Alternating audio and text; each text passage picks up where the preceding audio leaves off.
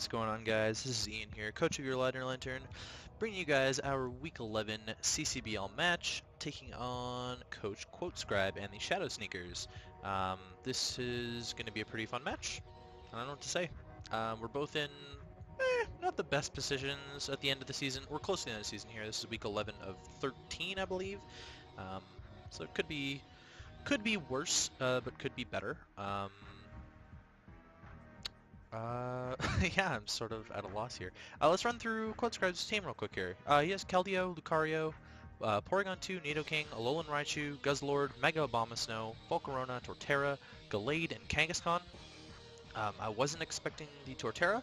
I was expecting the Alolan Raichu in place of the Torterra, but there's a Torterra on my screen, so we're playing against Torterra. It's a good thing I prepped for it with some Ice Beams. That's pretty much it, actually. I think I just had Ice Beam on the Latios. Worthy to note that I actually have a trade for Medicham for Mienshao. I dropped Medicham and picked up Mienshao. It was not supposed to be active until week 12, but now it's active week 11. So I am bringing Mienshao to this match as my Porygon 2 check rather than Medicham. To be honest, I can't remember what the set is. I think it's a Life Orb Reckless set, or it could be Banded Reckless with High Jump Kick. I'm pretty sure it's that. It's physically offensive Mienshao. Just to point that out. Obviously I had filmed the team builder before that had gone through, so I didn't want to refilm it or anything like that. It's kind of a waste of my time. So that's what's going down. If you haven't seen my team builder, you're missing out on me totally failing that, but you're also missing out on what my team is. So we're bringing a specially offensive Scarfed not Mega Latios, regular Latios. We're bringing a fully specially offensive a mixed Mega Sceptile with Rock Slide. We are bringing a specially offensive Diancie with Rocks. We're bringing a especially offensive but also physically defensive Nidoqueen with Toxic Spikes, and we're bringing Assault Vested Alolan Monk, and I believe it's Banded Mienshao to deal with the Porygon 2 a little bit better. I literally had nothing for Porygon 2, and Banded Mienshao kind of kills everything with a high jump kick for the most part, except for like maybe Gallade or Keldeo potentially. So yeah. On QuoteScribe's side, obviously we see the Nidoking, the Keldeo, the Porygon 2, the Torterra, the Volcarona, and the Lucario. I'm sort of expecting Nidoking to be Life Orb Sure Force attacker. It's pretty standard that. I think Keldeo might be Scarfed. Porygon, not too sure what to think. Torterra seems like a rock sort of Pokemon. It's the only... well, he did bring both of his rockers. It's worth a note that he brought both of his rockers. He brought a lot of potential... what's the word I'm looking for? A lot of potential priority in Lucario. It does get 4 priority moves. The rest of his priority is actually on the bench. And he had no hazard removal, so he didn't bring any hazard removal. Which leads me to believe that I should be setting up rocks to damage the Volcarona as best as I can. That is the only thing weak to rocks. He has a couple things that resist rocks on his team. 3 things I think that resist rocks overall, but getting them up for the Volcarona is really key, because then it'll be at 50% when it enters. Yeah, so I know I said in the team builder that Diancie was kind of my dedicated lead, but looking at his team, I figure that Nidoqueen has kind of a better matchup against it for the most part. We can actually kill Lucario? Kill the Keldeo? I can't remember what it is now, but I'm leading with Nidoqueen, and I believe he's going to lead with the P2? Yeah, he's going to lead with the Porygon 2, and so right here I'm really scared of the Ice Beam, especially because he got the special attack raise, so I'm going into my Assault Vested Alolan Muck. And he says that's the agility, which scares me so much. If he passes this thing, it's going to be really bad. He does go for the discharge and gets the para first turn. It's not a huge deal, and I get the Violet knocked off.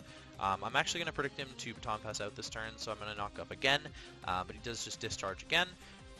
But I do get the crit, which is kind of unfortunate.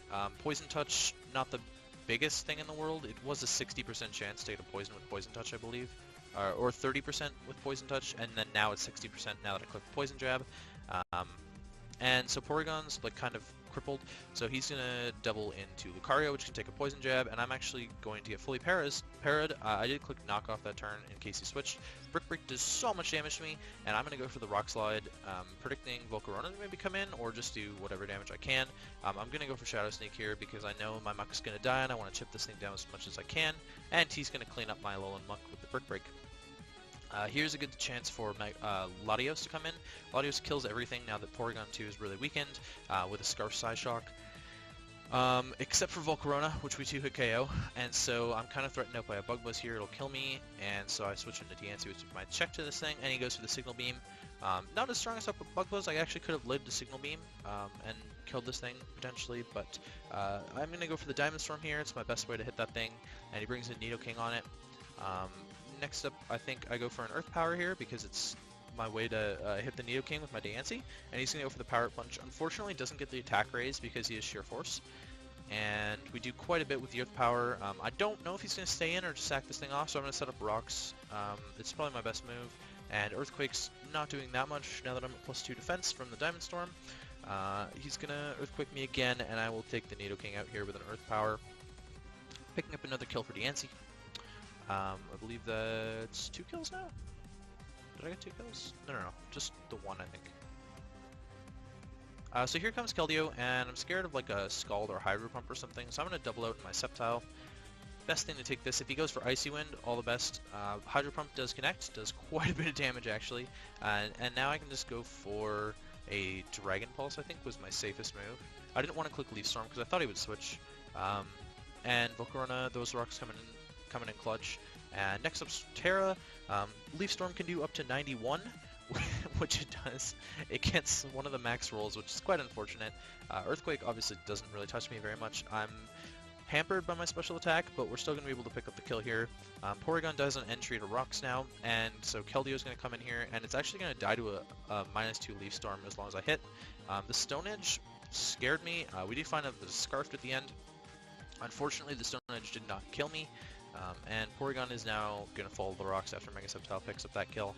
So, pretty quick game, actually. I think it only took us about 9 minutes. We were both sort of knew what we wanted to do each turn, I guess, and we pick up the 5-0 win over Quodscribe and the Shadow Sneakers. I'll link his Twitter down below. I didn't remember to say that in the Team Builder, but I did link it in the Team Builder. So if you're watching the Team Builder, then go follow Quodscribe on Twitter. It's a good time. Yeah, and yeah, that's pretty much it.